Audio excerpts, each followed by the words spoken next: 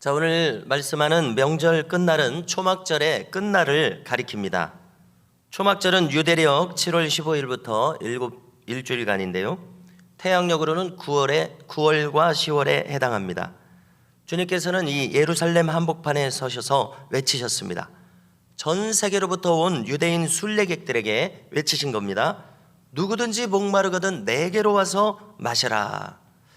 초막절 행사 중에 성경에 기록되지 않은 것이 있는데요. 그것은 물동이를 가지고 이제 성전을 향해 나아가서 물을 붓는 행사가 있었습니다.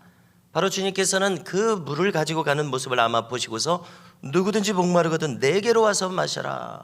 자기에게서 생명수가 남을 주님께서 거론하셨다고 많은 성경학자들이 이야기합니다. 특별히 이 말씀은 저 개인에게 있어서는 레마의 말씀입니다. 다시 말해서 그냥 기록된 로고스의 말씀을 떠나서 신비에 새긴 말씀을 우리가 흔히 레마의 말씀이라고 하지 않습니까? 평생토록 우리가 붙드는 그런 말씀들이 각 사람들에게 있는데요. 이 말씀은 저에게 있어서는 제가 붙들고 있는 말씀입니다. 무슨 뜻인가 하면은 그 결과 저는 이것을 이루기 위해서 개인적으로도 이루고 이제 제가 교회를 섬기니까 저의 목회를 통해서 이것을 이루기 위해서 이 평생 이 말씀을 실현하고 이것을 적용시키기 위해서 살아가고 있다고 할 수가 있습니다. 오늘 말씀 이렇게 하셨습니다. 누구든지 목마르거든 내게로 와서 마셔라. 나를 믿는 자는 어떻게 되어 있습니까? 성경의 이름과 같이 그 배에서 생수의 강이 흘러나오리라. 그리고 뭐라고 덧붙였습니까? 사도 요한이 이는 그를 믿는 자들이 받을 성령을 가리켜 말씀하신 것이라. 할렐루야. 자, 요한은 덧붙입니다. 아직 부활하시고 승천하지 않으신 고로 성령이 아직 오시지 않았다고 덧붙입니다. 자, 이것은 무엇을 가리킵니까? 주께서 부활 승천하신 다음에는 약속하신 성령이 오신다는 이야기입니다. 그렇게 되면 성경에 약속한 것 같이 사람들의 뱃속에서 생수의 강이 흘러나온다는 이야기입니다. 이것은 그냥 비유가 아니라 성령이 오시면 이렇게 된다는 이야기입니다. 자, 그래서 예수님께서 사도행전 1장에서 예루살렘을 떠나지 말고 위에서부터 약속하신 것을 기다리라라고 당부하셨다고 되어 있는데, 다른 영어 성경에 보면은 그냥 당부하셨다, 부탁한다는 그런 말로 들리지 않습니까? 다른 영어 성경에는 명령한다로 해석되어 있습니다. 그러니까 성령을 받기 위해서 예루살렘을 떠나지 말아라, 성령을 기다려라 명령하셨다는 이야기입니다. 그러면 제자들에게만 명령하신 것이 아니라 온 성도들에게 명령하신 것입니다. 자, 사도 요한의 세례 요한의 우리가 증언을 기억해야 되는데요. 뭐라고 했습니까? 나는 물로 세례를 주었으나 내 뒤에 오시는 이는 성령과 불로 세례를 주시리라. 세례 요한의 증언 그대로입니다. 여러분, 왜 성령의 불세례를 우리가 받는 것을 추구하지 않겠습니까? 이런 증언들과 주님의 명령에 근거할 때에 우리는 성령의 불세례를 받는 것을 추구해야 마땅함을 깨닫게 됩니다. 목사는 이 명령을 순종해야 됩니다. 성도도 순종해야 됩니다. 교회도 순종해야 됩니다. 그렇지 않습니까? 자, 우리는 흔히 어떤 사람들은 우리 교회는 말씀 중심의 교회다 이렇게 이야기합니다. 자, 그런데 말씀 중심의 교회라고 외쳤을 때에 성령의 역사를 배제한다면 말씀 중심의 교회가 될 수 없을 것입니다. 왜냐하면 말씀이 성령의 역사를 이야기하고 있기 때문에 그렇습니다. 그리고 주님의 명령으로요, 주님은 떠나셨으니까 성령이 대신 오신다, 바로 이것인데요. 자, 그러므로 말씀이 이것을 가리키고 있으므로 말씀 중심의 교회가 따로 있고 성령 중심의 교회가 따로 있는 것이 아님을 우리가 알 수 있는 것이죠. 오직 말씀에 순종하여 성령의 역사를 중심하는 교회가 있어야 할 뿐입니다. 그렇지 않습니까? 방금 여기 요한복음 7장 말미에서 분명히 그렇게 이야기하고 있기 때문에 그렇습니다. 자, 한편 오늘 말씀이 이루어지는 상황을 보니까 이 수많은 무리 중에서는 예수님께서 메시아이신 것을 거듭거듭 의심하는 말이 나오고 있습니다. 오늘은 명절 끝날이라고 했는데요, 명절 중간 약 2, 3일 전 시점에 논리 그대로 가지고 있는 사람들이 여전히 있습니다.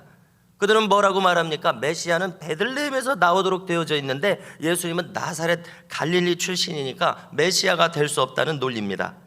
그래서 사람들끼리 논쟁이 막 벌어졌다고 기록합니다. 그리고 또 이런 와중이었습니다. 대제사장의 무리들은 어떻게 했었습니까? 2, 3일 전에 예수님을 체포하라는 체포조를 보냈었습니다.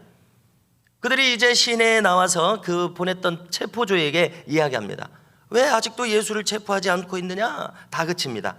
그러자 그 수하들이 뭐라고 얘기합니까? 이렇게 이야기합니다. 지금까지 이분과 같이 말한 사람은 없었나이다. 이렇게 이야기합니다. 그러니까 대제사장의 무리들 바리새인들이 뭐라고 합니까? 아니 그러면은 체포하라고 보냈더니 너희들까지 미혹되었느냐? 이렇게 이야기합니다. 그리고 이 바리새인들이 뭐라고 얘기하냐면 대제사장들과 바리새인들 중에서는 아무도 이 예수를 믿지 않노라. 율법에 무식한 이자들은 저주받은 자들이니라. 이렇게 거침없이 이야기했습니다. 자, 이때 대제사장과 바리새인들 무리들, 다시 말해서 사내들인 공회의 회원인 니고데모, 일전에 예수님께서 예루살렘 방문했을 때 부끄러워서 밤중에 찾아와가지고 이 신앙 상담을 했었던 니고데모 아닙니까? 그래서 니고데모가 이야기합니다. 51절입니다. 우리 율법은 사람의 말을 듣고 그 행한 것을 알기 전에 심판하느냐라고 항의한 것입니다.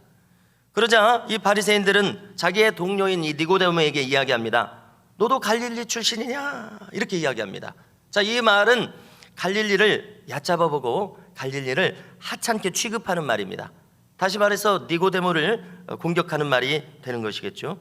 그리고 그들은 또 확신에 차서 이야기하기를 갈릴리에서는 선지자가 나지 못하는 법이다 라고 갈릴리를 폄훼합니다. 여러분, 우리는 이것을 통해서 바리새인들과 서기관들의 무리, 이 대제사장의 무리들이 가진 인간의 편견이 참으로 너무나도 두껍고 심지어 더 나아가서 무서운 것임을 깨닫게 됩니다. 자기는 다 알고 있다는 이 교만과 편견이 그들을 영적으로 눈멀게 만들었습니다. 두 눈으로 보아도 보지 못하고 두 귀로 들어도 듣지 못하는 어처구니 없는 상태에 놓여져 있습니다. 영적으로 봤을 때는 그들은 아무것도 보지 못하는 소경 상태에 있으니 얼마나 이것이 무서운 현상입니까? 다시 지금 이 초막절 끝날에 외치시는 주님의 선포로 잠시 돌아가고자 합니다. 뭐라고 하셨습니까? 누구든지 목마른 자는 내게로 와서 마시라고 하셨습니다. 그러면 그 배에서 생수의 강이 흘러난다고 이야기하셨습니다. 다시금 이것은 이 현상은 바로 믿는 자들이 받을 성령을 가리킨다고 이야기했습니다. 자, 여러분, 우리가 실제로 경험한 것을 통해서 이 말씀을 나눠보고자 합니다. 배라고 하는 특정한 부위를 가리킨 것이 참 의미심장합니다. 어떻습니까? 이것은 우리가 소리내서 기도할 때에 작용하는 부분입니다.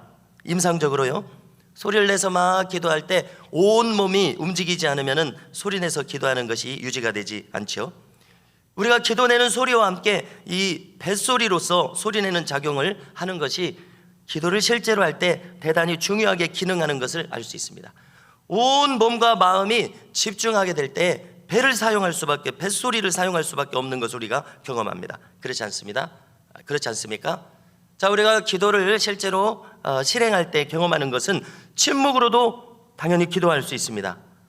그런데 처음부터 끝까지 시종일관 침묵으로 기도하는 것보다는 상대적으로 비교했을 때 뱃소리를 내서 소리내서 막 기도를 하다가 그 다음에 또 침묵 기도로 이어진다면 그것이 더 집중력이 있는 것을 경험하게 됩니다. 사람마다 차이가 있을 수는 있습니다만은, 자, 지금 그 배에서 생수의 강이 나온다고 주님이 말씀하신 이 특별한 말은 뱃소리를 포함한 온몸을 사용해서 기도할 것에 대해서 우리가 임상적으로 경험하는 것과 일치하는 것을 알게 됩니다. 그리고 더 나아가서 더 좀 세밀한 경험을 나눈다면 이러한 현상은 전형적으로 방언으로 오래 기도할 때 나타나는 현상입니다. 자, 이렇게 될 때 우리가 무엇을 깨닫게 되냐면요, 기도하는 신자는 누구나 자기의 기도가 이처럼 영의 기도가 되도록 깊이 들어가는 기도 생활을 추구해야 함을 깨닫게 됩니다. 자, 우리가 이렇게 표현할 수 있겠습니다. 우리가 기도하는 초반에는 내가 하는 기도일 것입니다. 그러나 기도에 몰입하게 되면 이제 기도가 되는 기도가 될 것입니다. 그 다음에 더 몰입하게 되면 기도에 사로잡혀서 하는 기도가 될 것입니다.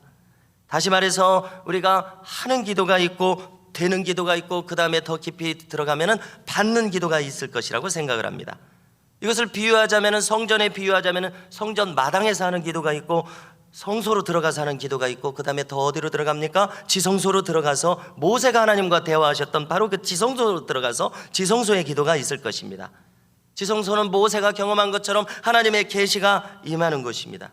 기도를 하는 상태가 아니라 또 기도를 구하는 상태가 아니라 받는 상태입니다. 능동적으로 막 기도하는 상태가 아니라 수동적으로 기도하는 상태로 들어가는 그런 경험입니다. 무엇인가를 막 구하는 기도가 아니라 능력이 쏟아지는 기도입니다. 무엇을 해달라는 기도의 단계를 넘어서서 무엇을 하라는 지시하심을 받는 기도의 상태가 됩니다. 무엇이 필요하다는 간구의 상태를 넘어서서 마땅히 내가 되어야 할 자, 마땅히 내가 어떤 존재가 되어야 하는지를 깨닫고 다듬어지는 기도의 상태라고 생각을 하게 됩니다. 성도 여러분, 이것이 바로 그 배에서 생수의 강이 흘러나는 단계일 것이라고 생각을 하는데요. 여러분, 이 생수의 근원에 대해서 성경이 가르쳐 주시는 것을 한번 추적해 봅니다. 생수가 어디서 흘러나옵니까? 저 새 예루살렘 성 한가운데는 하나님의 보좌가 있고 어린 양의 보좌가 함께 있습니다. 바로 거기서부터 생수의 강이 흘러나온다고 성경은 이야기하고 있습니다. 다시 말해서 생명의 근원이 하나님으로부터 흘러나오고 있습니다. 그 생명강의 생수가 우리가 기도할 때 뱃속에서 계속해서 흘러나온다고 예수님께서는 지금 이야기하고 계신 것입니다. 성도 여러분, 지금은 주님께서 승천하셔서 육신으로는 우리와 함께하지 않으십니다. 그러나 약속하신 성령께서 우리와 함께하시고 교회와 함께하신다고 말씀하셨습니다. 주님께서 성령을 파송하신 시대를 우리가 살아가고 있습니다. 그러므로 주님께서 기대하시는 것처럼 이 자리에 있는 저와 우리 모든 교우들께서 성령 하나님께 사로잡히는 일이 있어야 한다고 믿습니다. 그것은 다름 아닌 예수님께 사로잡히는 것입니다. 그래서 우리 자신의 뱃속으로부터 끊임없이 생명수가 흘러나오는 우리 모두들 기도하는 사람들, 순종하는 사람들, 헌신하는 사람들이 되실 수 있기를 주님의 이름으로 축복합니다.